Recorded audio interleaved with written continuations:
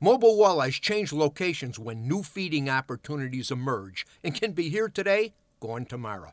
To predict their next move, check out Walleye the Location Factor, part of our Angling Edge instructional DVD collection available at anglingedge.com. Little hot skirts. As a walleye fisherman, you could look at that color and say, that spells walleyes in any environment. Oh, got it. Big fish. Oh, look at the size of that mama. About 9-10 pounds, look at her.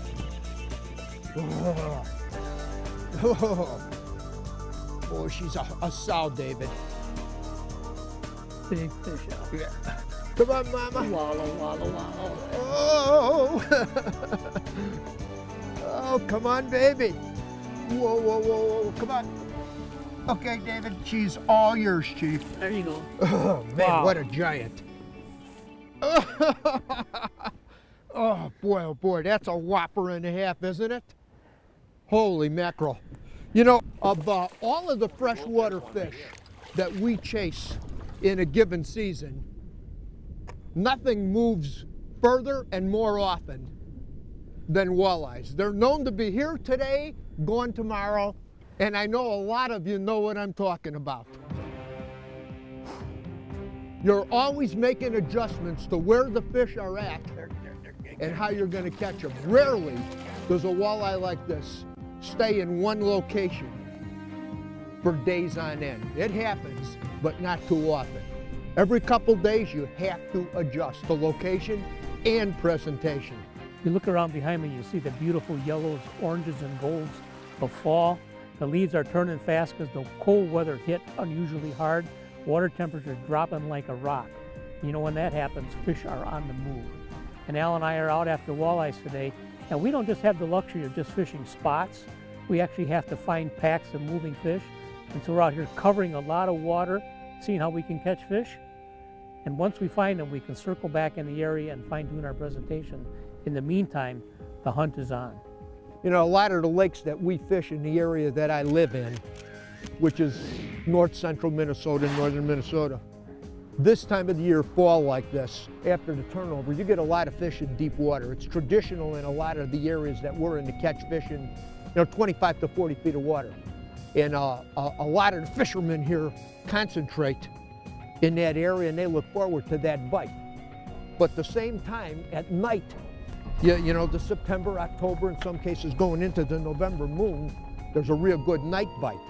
And I don't believe it's those same fish that are living in that 25 to 40 feet of water, and then all of a sudden as the sun goes down, they swim all the way up and eat rappalas at night. I believe there's a population of fish that is already up.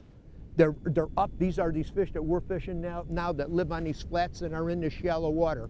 They're not moving up and down. They're already there. This is a different pod of fish that we're fishing.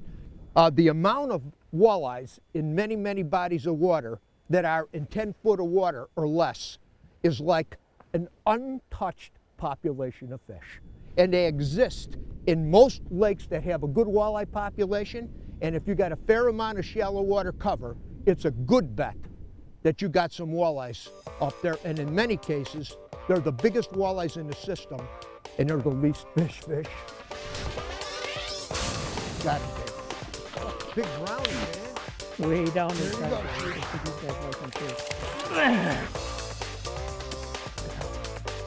He's got Nice fish.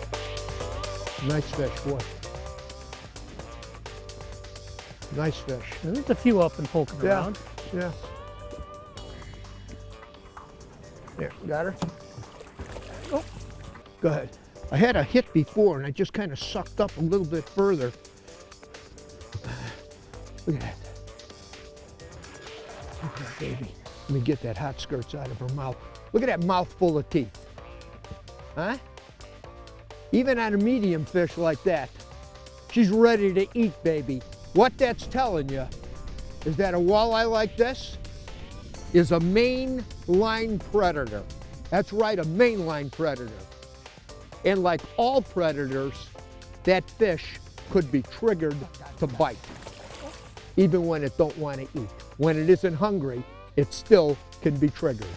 Historically, walleye anglers have relied upon slow techniques like live bait rigging and jigging to tempt bites from non-aggressive fish. Bass and muskie anglers, on the other hand, routinely use fast, erratic retrieves to trigger strikes, even when the fish aren't actively feeding. Sometimes even in cold water, like we're fishing today. With the new generation of lifelike soft baits on the market, it's time for walleye fishermen to put tradition aside and pick up the pace. Soft baits dressed on jigs are ideal for ripping and twitching retrieves that imitate panicked, injured, or vulnerable baitfish in flight. Under the right conditions, walleyes simply can't help themselves. They instinctively snap into attack mode because sudden targets of opportunity are impossible to ignore. I got him. Oh, got him. About that, Al. Yeah, it's a big walleye again, Dave. She don't want to tire. Oh boy, she a big gal. Whoa. Okay, all right. How about if I give her to you right now? There you go.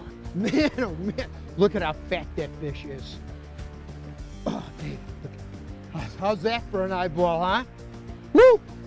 Look at that jig is big, buried down her mouth. She's really chunked that thing good.